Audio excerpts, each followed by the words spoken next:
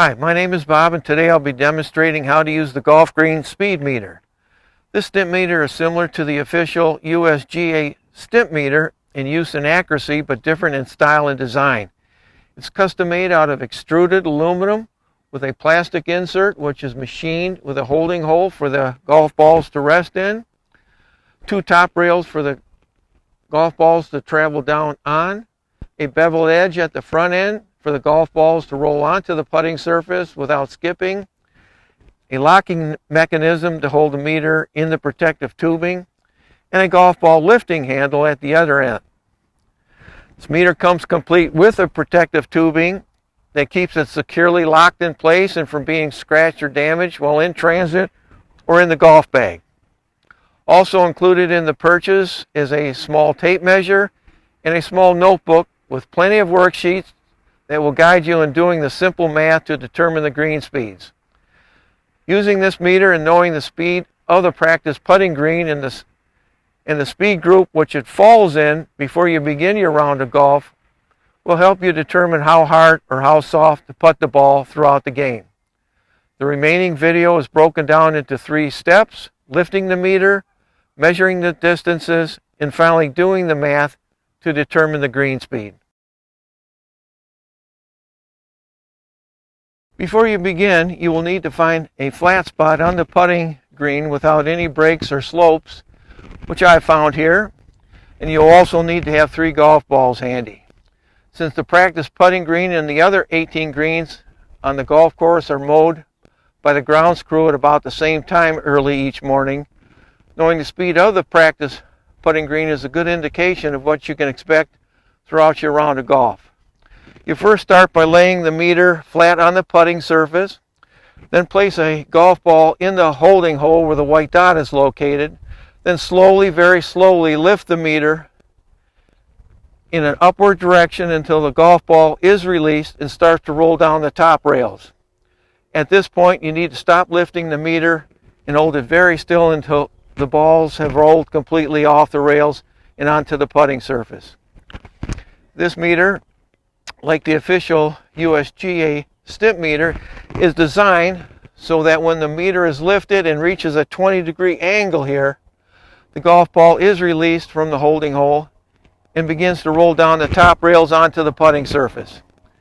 You will then repeat this 2 more times with 2 more golf balls. Okay, here we go. I'm putting the golf ball in the holding hole, and I'm going to slowly lift the handle until the golf ball is released and rolls onto the putting surface. All right, the second ball.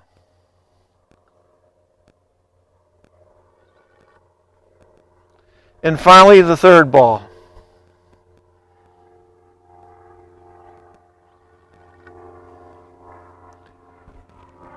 The next thing I'll do is I'll measure the distance from the end of the meter to where each of the balls have come to rest, and then note the distances on one of the worksheets in the notebook.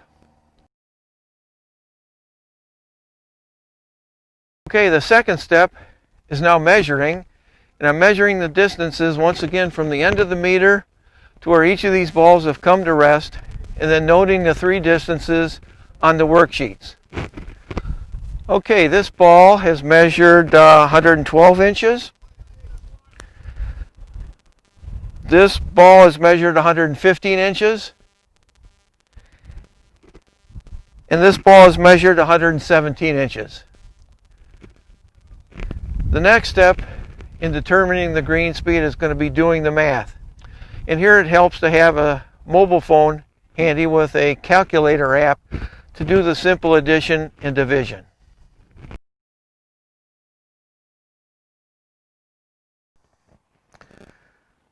Okay, here's our green speed calculation notebook, and here I've noted the distance each of these golf balls have traveled.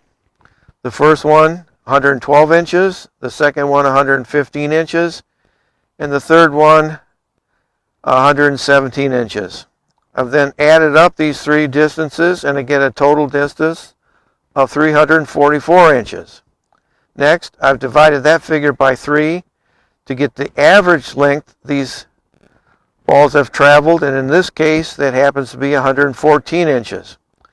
Now I'm going to take that figure of 114 inches and divide it by 12, because there's 12 inches in a foot, and here I get 9 feet 5 inches.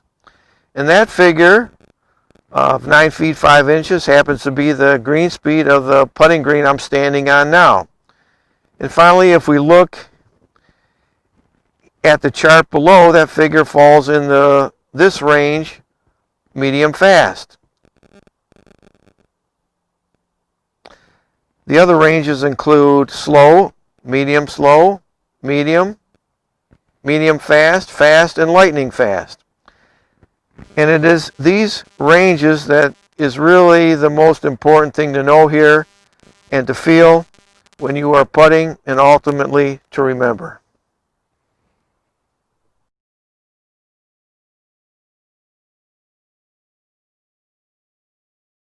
This method I've demonstrated in this video is the most common way to figure the green speeds.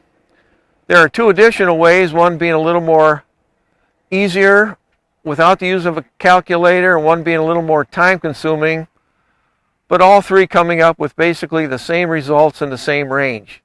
This breakdown of different green speeds into 6 distinct groupings or ranges will come in very handy when you play different golf courses and you find that the green speeds vary greatly from one course to another. Using this meter will guide you and give you a better feeling for what a medium slow green speed is, for example, versus say a medium fast green, so you'll take the guesswork out of the green speeds and make your adjustments earlier in your putting round. And this may very well give you a competitive advantage and lower your putting scores. Thank you for watching, and good luck.